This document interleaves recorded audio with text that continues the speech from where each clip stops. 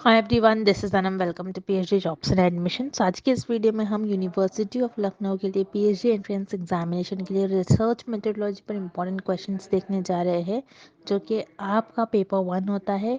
बहुत important questions है जिसको आप एक बारी भी प्रैक्टिस कर लो, या फिर एक बारी भी अगर आप क्वेश्चंस को समझ लो, ट्रिक्स किस तरीके से हम बताते हैं, तो उस तरीके से अगर आप क्वेश्चंस को सॉल्व करने की कोशिश करो तो आप हर एक क्वेश्चन को इन अ सेकेंड आप सॉल्व कर पाओगे। तो आपको सारे कॉन्सेप्ट को फर्स्टली आपको क्लियर करना है कि आपके कॉन्सेप्ट क्लियर होना चाहिए। तो हमने यहाँ पर इस वीडियो में आपके सारे कॉन्सेप्ट क्लियर करवा दिए हैं कि किस तरीके से आपको क्वेश्चंस को सॉल्व करना है। तो उसी तरीके से हम आपको पेपर 1 के लिए प्रिपेयर करवा देते हैं। पर्टिकुलरली हम आपको बताते हैं कहाँ से क्वेश्चंस पूछे जाएंगे, किस तरीके से क्वेश्चंस पूछे जाते हैं, किन कॉन्सेप्ट पर बेस्ड क्वेश्चन आपको पूछे जाते हैं, इंटरव्यू में किस टॉपिक से आपको क्वेश्चंस पूछे जाएगा। ये सारी चीज़ें हम आपको अपने कोर्स में आपको बताते हैं विद 100% पासिंग गारंटी। यानी हमारे ही कोर्स से डायरेक्टली क्वेश्चंस पूछे जाएंगे, ये हम आपको 100% गारंटी देते हैं। तो जिसके लिए स्क्रीन पर दिए गए नंबर पर आप हमें व्हाट्सएप के थ्रू कांटेक्ट कर सकते हो, या फिर आप हमारे ऐप पर विजिट कर स्टडी मटेरियल को एक्सेस कर सकते हो। So that's it and let's begin with the video.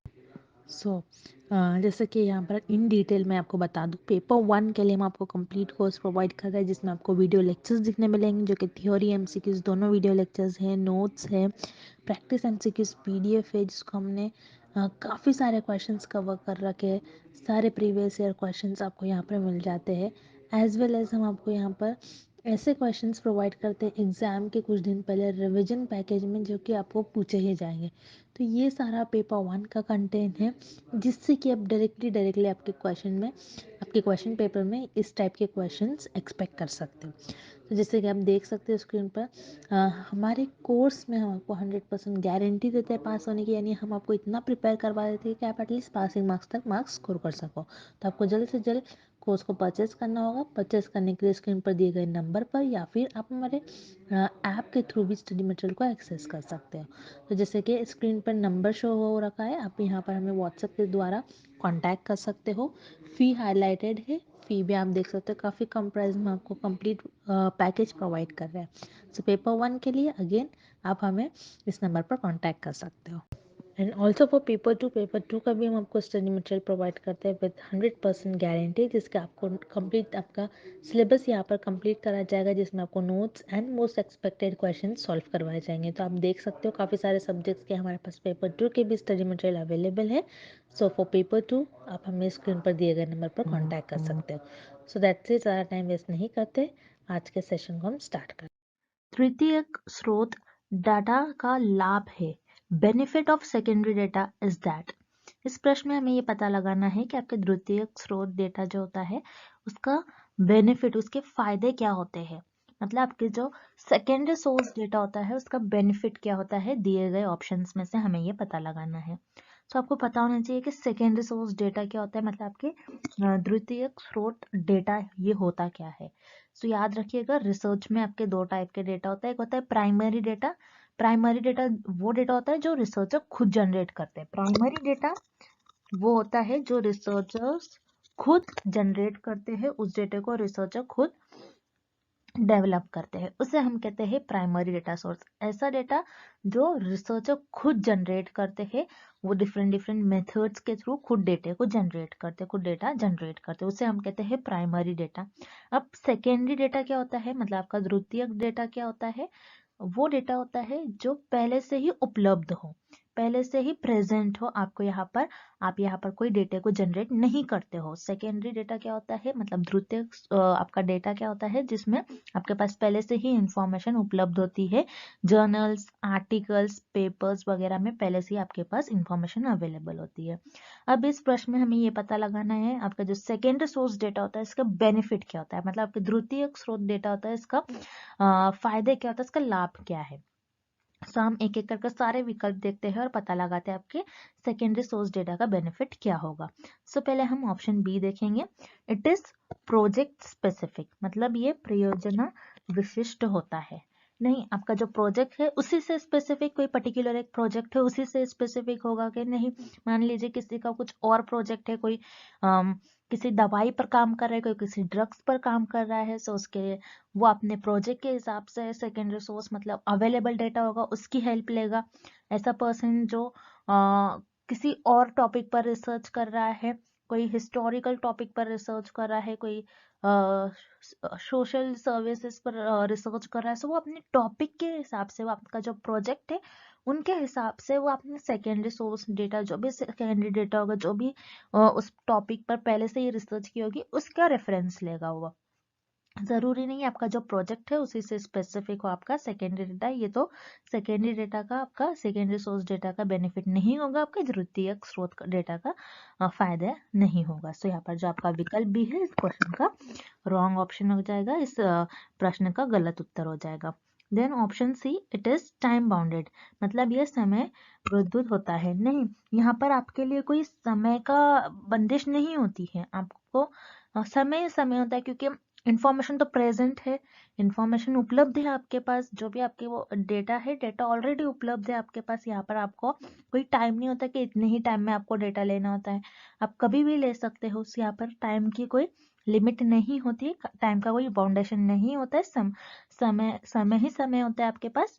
सो यहाँ पर जो आपका विकल्प सी दिया गया है ये टोटली इनकरेक्ट है, ये गलत हो जाएगा विकल्प।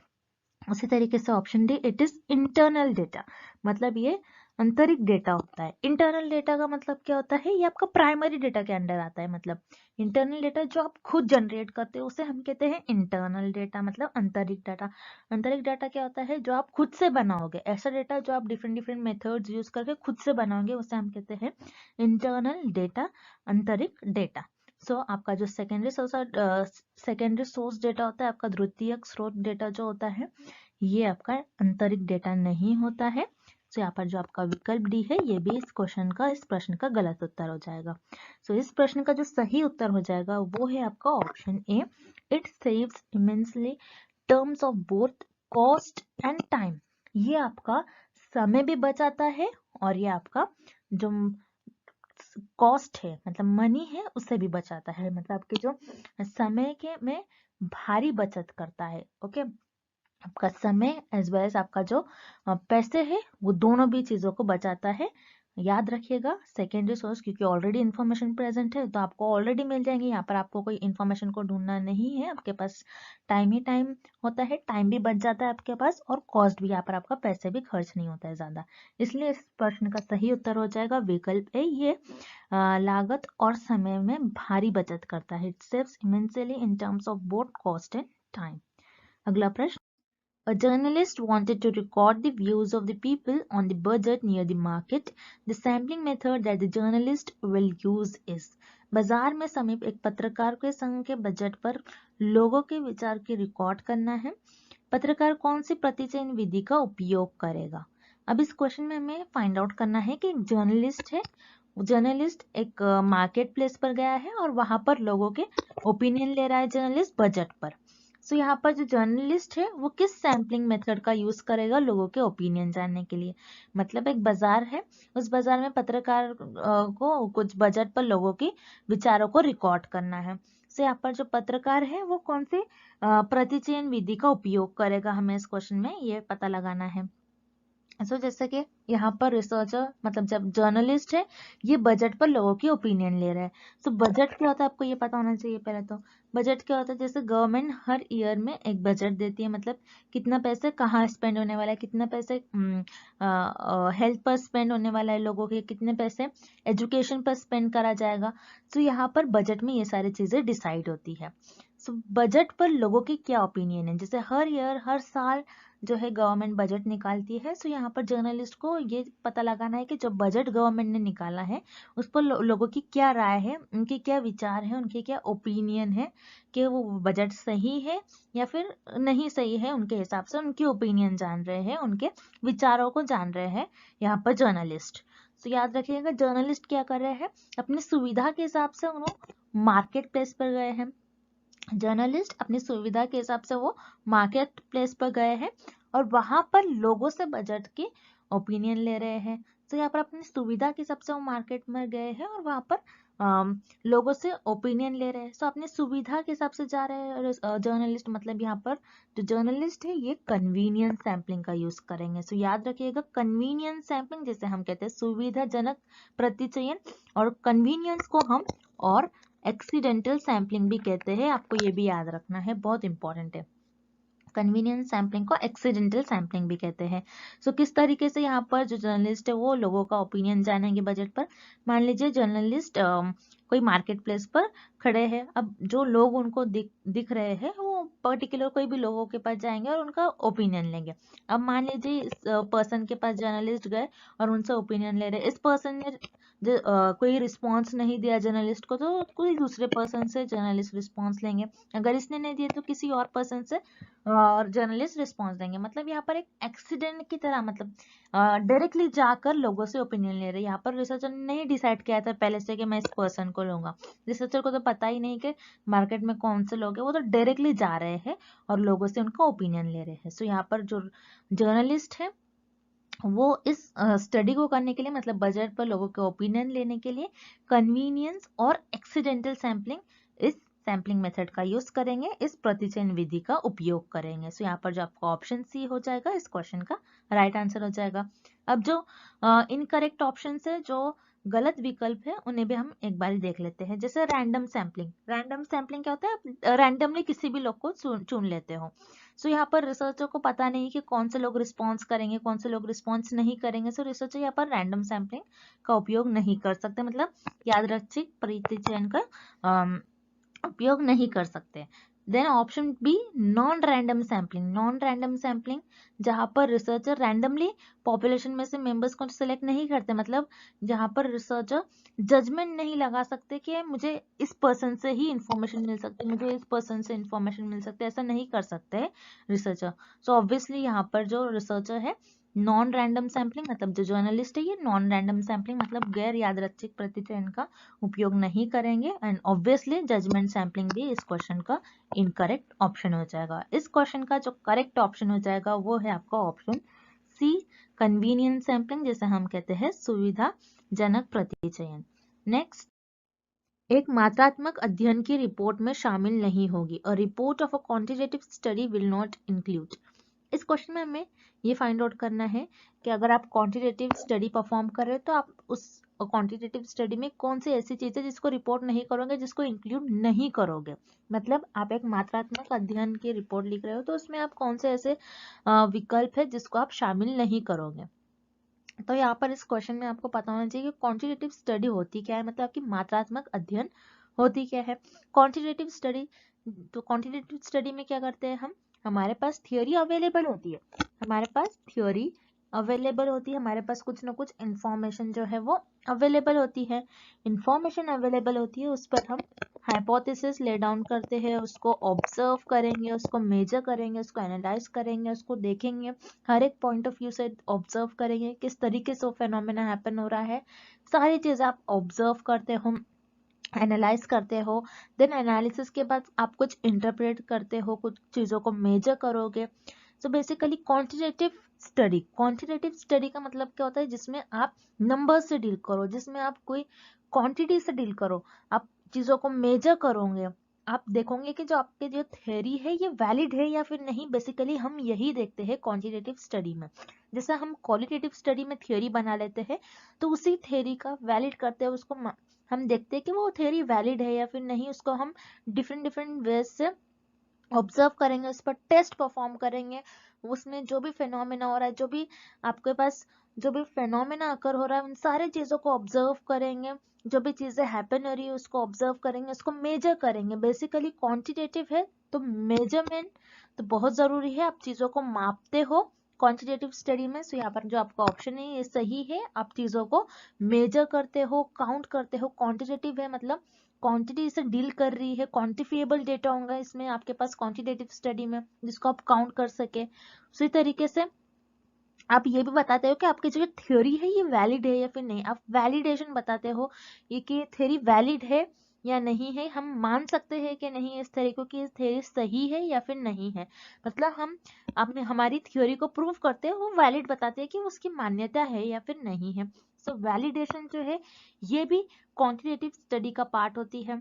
सो मेजरमेंट ऑब्वियसली होगा, वैलिडेशन भी होता है, रिजल्ट भी होता है, क्योंकि हम ऑब्जर्व करते चीजों को, हाइपोथेसिस ले डाउन करने के बाद हम ऑब्जर्व करते हैं, उसको एनालाइज करते हैं, मेजर करेंगे, हर चीज करेंगे, फिर उसके बाद लास्ट में हम आप इंटरप्रिटेशन देते हो, कुछ कंक्लूजन देते हो, उससे कुछ ना कुछ रिजल्ट निकलता है, उसके बेसिस पर आप बताते हो आपके जो भी टेस्ट होते हैं, आपने जो भी परफॉर्म किया होता है, जो भी स्टडी करते हैं क्वांटिटेटिव स्टडी में, लास्ट में आप रिजल्ट बताते हो कि इससे क्या आपको मिल रहा है, क्या रिजल्ट आपका आ रहा है, क्या आपकी रिजल्ट बता रही है।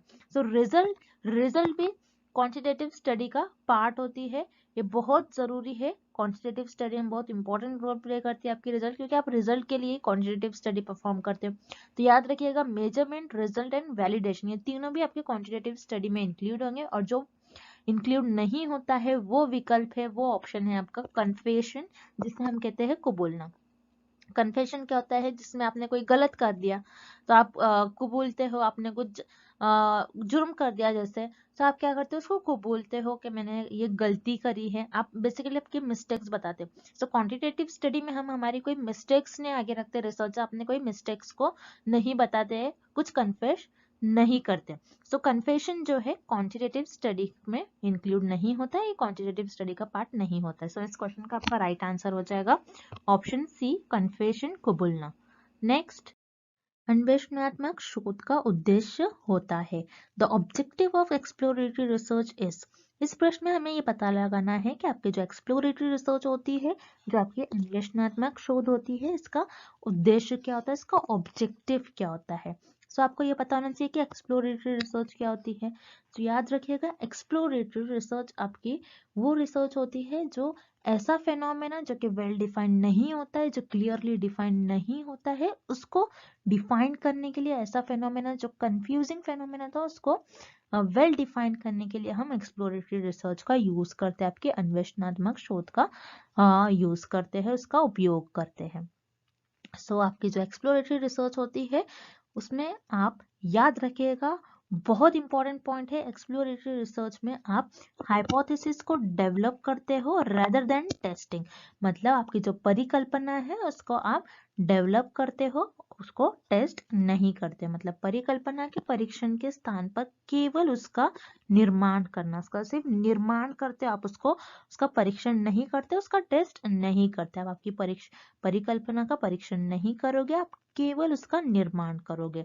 मतलब आप बताओगे, आपके जो भी अपने जो फेनोमेना उसको डिफाइन कर लिया, आप बताओगे कि ऐसा करने से ऐसा हो सकता है, लेकिन आप उसको टेस्ट नहीं करोगे। आप आपकी हाइपोथेसिस, आप आपकी परिकल्पना का परीक्षण दूसरी रिसर्च में करते हैं, दूसरी शोध में करते हैं, लेकिन आप आपकी अन्वेषणात्मक शोध में आपकी हाइपोथेसिस मतलब आपकी जो परिकल्पना है उसका परीक्षण नहीं करते, बस आप आपकी परिकल्पना का, आप केवल आपकी परिकल्पना का निर्माण करते हो, मतलब आपके हाइपोथेसिस को डेवलप करते हो, टेस्ट नहीं करते हो। तो यहाँ पर आपका जो विकल्प डी है इस प्रश्न का सही उत्तर हो जाएगा। अब इस प्रश्न का जो रिमेनिंग ऑप्शन है, जो बचे हुए विकल्प है, उन्हें भी हम एक बार देख लेते हैं।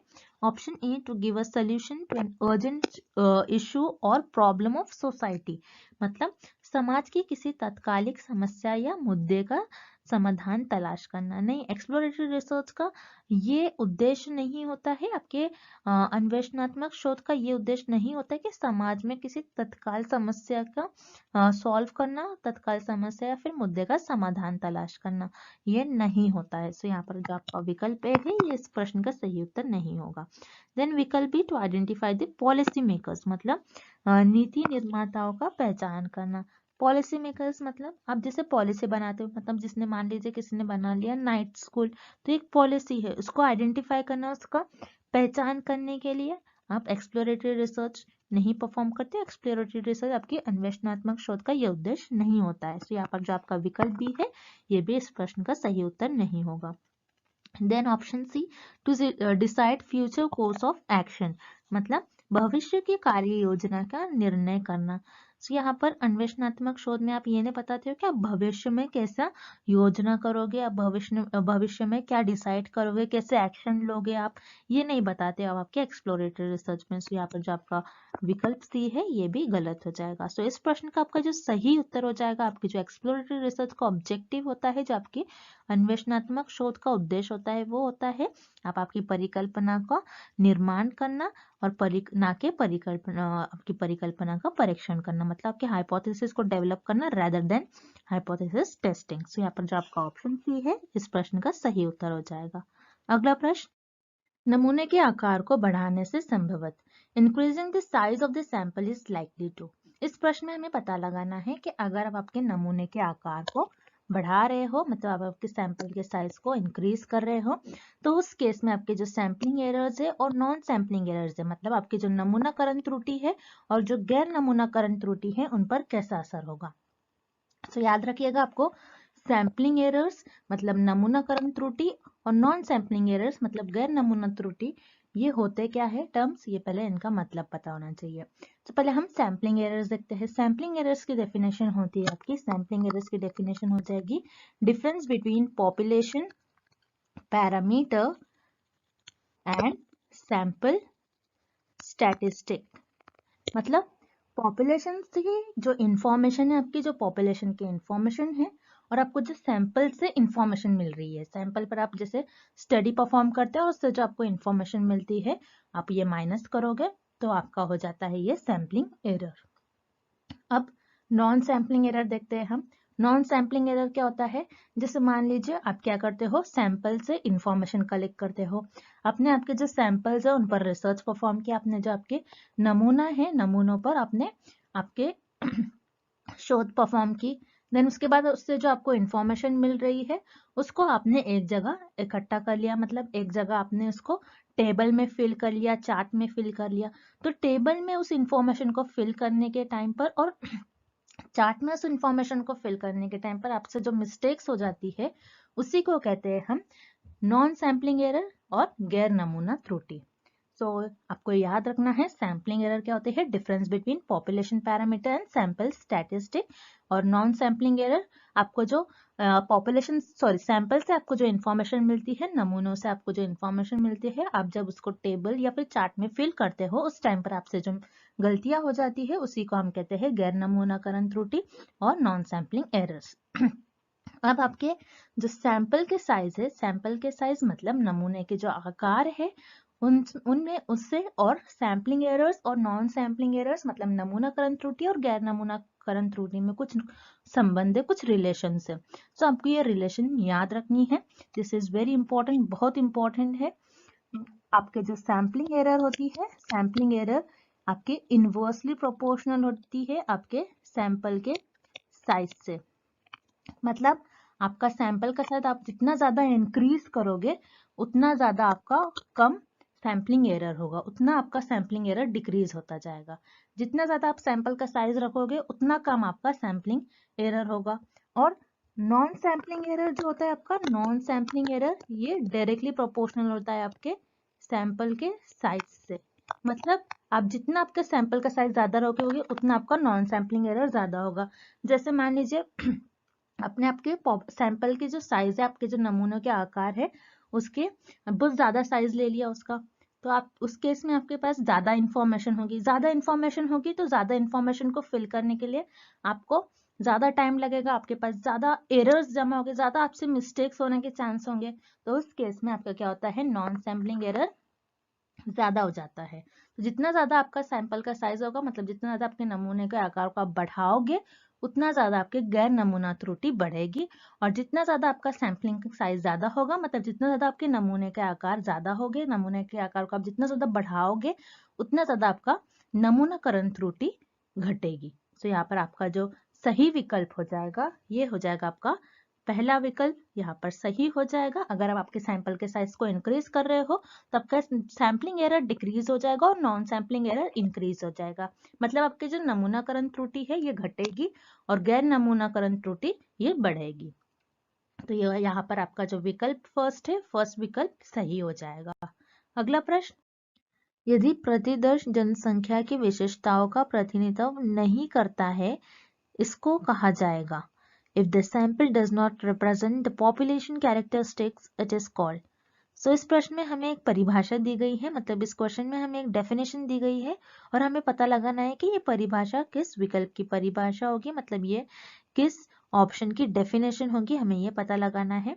सो इस डेफिनेशन में हमें बता रहा है आपका जो सैंपल है, आपकी जो प्रतिदर्श है, क्या दर्शा रहा है, क्या रिप्रेजेंट कर रहा है कि आपकी जो पॉपुलेशन है, आपका जो सैंपल है, सैंपल मतलब आपकी जो प्रतिदर्श है, ये आपके पॉपुलेशन को मतलब की जनसंख्या को रिप्रेजेंट नहीं कर रहा है, जनसंख्या की जो कैरेक्टरिस्टिक्स है उसको रिप्रेजेंट नहीं कर रहा है। सो इसे हम क्या कहेंगे, मतलब मान लीजिए आप क्या करते हो, एक पॉपुलेशन है, इस पॉपुलेशन में से आप कुछ लोगों को चुन लेते हो और जो कि आपका सैंपल बन जाती है, मतलब जो कि आपका नमूना बन जाती है। तो पॉपुलेशन बहुत ज्यादा होने के कारण आप क्या करते हो, पूरी पॉपुलेशन पर आपकी शोध परफॉर्म नहीं करते हो, आप पॉपुलेशन में से मतलब आपकी जो जनसंख्या होती है, जनसंख्या में से कुछ सदस्य को चुन लेते हो जो कि आपका नमूना बन जाती है, सैंपल बन जाती है, और इस पर आप आपकी शोध परफॉर्म करते हो, रिसर्च परफॉर्म करते हो। तो आप क्यों इस तरीके से सैंपल लेते हो, ताकि आपकी जो पॉपुलेशन है, पॉपुलेशन मतलब आपकी जो जनसंख्या है, जनसंख्या के कैरेक्टरिस्टिक्स आपके सैंपल को रिप्रेजेंट करे। तभी तो आपके जो आप सैंपल पर आप रिसर्च परफॉर्म करते हो, आपके नमूनों पर आप जो शोध परफॉर्म करते हो, उससे जो आपको रिजल्ट मिलते हैं, इससे जो आपको नतीजे मिलेंगे, इस रिजल्ट का आप उपयोग ये सारी पूरी पॉपुलेशन पर करते हैं। इससे जो रिजल्ट मिलते हैं आपको सैंपल से, नमूनों से जो आपको रिजल्ट मिलते हैं, वो रिजल्ट आप पूरी पॉपुलेशन पर अप्लाई करते हो, उसका जो भी आपको रिस्पॉन्ड मिलेगा आप पूरी पॉपुलेशन पर अप्लाई करोगे। तो इस तरीके से आप रिसर्च परफॉर्म करते हो। जैसे मान लीजिए कोई ड्रग है, एक दवाई रिसर्चर ने लॉन्च करी है, तो पूरी पॉपुलेशन को नहीं दिया जाता है, पहले कुछ लोगों पर टेस्ट करा जाता है, अगर वो सक्सेसफुल साबित होती है तो उसे पूरी पॉपुलेशन पर दिया जाता है। उसी तरीके से अगर आप सैंपल चुन रहे हो, अगर आप आपका प्रतिदर्श चुन रहे हो, अगर आप आपका नमूना चुन रहे हो, तो आपका नमूना ऐसा होना चाहिए कि पूरी पॉपुलेशन को रिप्रेजेंट करे। अगर ये पूरी पॉपुलेशन को, आपका जो नमूना है पूरी पॉपुलेशन को रिप्रेजेंट नहीं करता है, मतलब आपका जो प्रतिदर्श है ये पूरी पॉपुलेशन को रिप्रेजेंट नहीं करता है, तो उस केस में उस प्रतिदर्श को और उस सैंपल को, उस नमूने को हम कहेंगे बायस्ड सैंपल। बायस्ड सैंपल मतलब जिसमें पक्षपात हो। सो यहाँ पर आप क्या कर रहे हो, ऐसा सैंपल चूज कर रहे हो और ऐसा नमूना ले रहे हो जो कि आपकी पॉपुलेशन को रिप्रेजेंट ही नहीं कर रहा है। सो इसके जो रिजल्ट मिलेंगे आपको, इसके रिजल्ट आप पूरी पॉपुलेशन पर अप्लाई नहीं कर सकते, वो रिजल्ट रॉन्ग मिल जाएंगे आपको। तो यहाँ पर आपका झुकाव है, यहाँ पर आप पक्षपात कर रहे हो। सो ये डेफिनेशन आपकी हो जाएगी बायस्ड सैंपल की, जो कि आपकी पॉपुलेशन को रिप्रेजेंट नहीं करता है। सो उसे हम कहते हैं बायस सैंपल। आपने जो सैंपल लिया है वो एक बायस है, मतलब आपने पक्षपात करा है, यहाँ पर आपका झुकाव है। उसी तरीके से जो रिमेनिंग ऑप्शन है, जो बचे हुए विकल्प है, जो गलत ऑप्शन है इस क्वेश्चन के, उन्हें भी हम देख लेते हैं। रैंडम सैंपलिंग, जिसे हम कहते हैं यादृच्छिक सैंपल, मतलब प्रतिदर्श। सो रैंडम सैंपलिंग में क्या होता है, आपके पॉपुलेशन ऐसी होती है, रिसर्चर ऐसी पॉपुलेशन में से ऐसे मेंबर्स को सिलेक्ट करते हैं जो कि पूरी पॉपुलेशन को रिप्रेजेंट करे। उसी तरीके से क्लस्टर में भी यही होता है कि आप जो सैंपल चुनते हो, जो नमूना लेते हो, ये आपकी पूरी जनसंख्या को रिप्रेजेंट करता है। उसी तरीके से स्ट्रेटिफाइड मतलब आपकी समूह प्रतिदर्श और आपकी स्तृत प्रतिदर्श, ये तीनों भी सैंपल्स में आप जो भी सैंपल लेते हो, जो भी आप नमूना चूज कर लेते हो, जो भी आपका सैंपल होता है, वो पूरी पॉपुलेशन को रिप्रेजेंट करता है। इसलिए इस क्वेश्चन का सही विकल्प हो जाएगा ऑप्शन बी, जो कि है बायस सैंपल, पक्षपाती प्रतिदर्श। तो इस प्रश्न का आपका सही उत्तर हो जाएगा विकल्प बी। अगला प्रश्न, किसी अध्ययन के तहत जनसंख्या की परिमाण, प्रवृत्ति या व्यवहार के बारे में एक कथन को कहा जाता है। A statement about the magnitude, trend or behavior of a population under study is called। इस प्रश्न में हमें ये पता लगाना है और ये फाइंड आउट करना है कि स्टेटमेंट गिवन है, उस स्टेटमेंट में हमें जनसंख्या की परिमाण, प्रवृत्ति या व्यवहार के बारे में कुछ बताया गया है। सो उस परिकल्पना को हम क्या कहेंगे, हमें ये पता लगाना है। सो याद रखिए, जब भी एक आपको स्टेटमेंट गिवन है, उस स्टेटमेंट में आपको ये बताया गया है कि किसी भी पॉपुलेशन के, किसी भी जनसंख्या के परिमाण, प्रवृत्ति या व्यवहार, मतलब किसी भी पॉपुलेशन का मैग्नीट्यूड, ट्रेंड या फिर बिहेवियर के बारे में हमें वो स्टेटमेंट बता रहा है, तो वो आपकी डिस्क्रिप्टिव हाइपोथेसिस होगी, मतलब वर्णनात्मक परिकल्पना होगी। सो यहाँ पर आपका जो विकल्प सी है वो करेक्ट हो जाएगा। सो आपको जो ये डेफिनेशन दी गई है, ये आपकी जो विकल्प सी है उसकी डेफिनेशन गिवन है इस प्रश्न में। अब जो आपको इनकरेक्ट ऑप्शन गिवन है, जो आपके गलत विकल्प दिए गए हैं, उसे भी हम एक बारी देख लेते हैं। तो ऑप्शन ए विकल्प है आपको गिवन है नल हाइपोथेसिस, जिसे हम कहते हैं शून्य परिकल्पना और नगण्य परिकल्पना भी कहते हैं। सो नल हाइपोथेसिस और शून्य परिकल्पना का मतलब क्या होता है, कौन सी हाइपोथेसिस होती है? ये वो हाइपोथेसिस है जो रिसर्चर अपनी हाइपोथेसिस को टेस्ट करने के लिए यूज करते हैं। जो अपनी हाइपोथेसिस होती है रिसर्चर की, नल हाइपोथेसिस को रिसर्चर टेस्ट करते हैं और ये बताते हैं कि उनकी नल हाइपोथेसिस ट्रू है या फिर फॉल्स है। अगर अपनी वो नल हाइपोथेसिस को मतलब या फिर एक्सेप्ट कर लेते हैं या फिर रिजेक्ट कर लेते हैं। तो यहाँ पर नल हाइपोथेसिस का मतलब होता है कि आपके जो चर है, चरों के बीच में कोई संबंध नहीं होता है, कोई रिलेशन नहीं होता है। लेकिन हमें इस डेफिनेशन में ऐसा कुछ गिवन नहीं है, तो यहाँ पर आपका जो विकल्प है ये गलत हो जाएगा। विकल्प भी आपको गिवन है वैकल्पिक परिकल्पना, जिसे हम कहते हैं ऑल्टरनेटिव हाइपोथेसिस। ऑल्टरनेटिव हाइपोथेसिस ये आपके नल हाइपोथेसिस का उल्टा होती है, मतलब नल हाइपोथेसिस की ये अपोजिट होती है। जैसे नल हाइपोथेसिस बताती है कि आपके चरों के बीच में कोई संबंध नहीं है, उसी तरीके से अल्टरनेटिव हाइपोथेसिस बताती है कि आपके चरों के बीच में कुछ ना कुछ संबंध होगा। तो यहाँ पर हमें चरों के बीच में कोई संबंध से रिलेटेड हमें ये प्रश्न गिवन नहीं है, मतलब यहाँ पर आपका जो विकल्प भी है ये भी गलत हो जाएगा। उसी तरीके से विकल्प डी रिलेशनल हाइपोथेसिस, जिसे हम कहते हैं संबंधप्रक परिकल्पना। और रिलेशनल हाइपोथेसिस बताती है कि आपके जो चर है, चरों के बीच में कुछ ना कुछ संबंध होगा। लेकिन उसी तरीके से आपकी अल्टरनेटिव हाइपोथेसिस है, लेकिन अल्टरनेटिव हाइपोथेसिस जो होती है, आपको याद रखना है, ये आपकी नल हाइपोथेसिस की उल्टी होती है। मतलब आपकी जो वैकल्पिक परिकल्पना है ये आपकी नगण्य मतलब शून्य परिकल्पना की उल्टी होती है। लेकिन रिलेशनल हाइपोथेसिस आपकी जो नल हाइपोथेसिस है उसकी उल्टी नहीं होती है, मतलब उसकी अपोजिट नहीं होती है। लेकिन रिलेशनल हाइपोथेसिस बताती है आपके जो चर है, चरों के बीच में कुछ ना कुछ संबंध है। सो हमें संबंध से रिलेटेड ये क्वेश्चन नहीं गिवन है, सो यहाँ पर आपका जो विकल्प डी है ये भी गलत हो जाएगा। इस प्रश्न में हमें यह बता रहा है कि आपको एक स्टेटमेंट गिवन है, वो स्टेटमेंट आपके जनसंख्या के परिमाण, प्रवृत्ति या व्यवहार के बारे में बता रहा है। सो उस हाइपोथेसिस को हम कहते हैं डिस्क्रिप्टिव हाइपोथेसिस, हाइपोथेसिस जिसे हम वर्णनात्मक परिकल्पना भी कहते हैं। सो यहाँ पर आपका विकल्प सी है ये सही उत्तर हो जाएगा इस प्रश्न का। एंड आज के लिए बस इतना ही, and thank you for watching this video.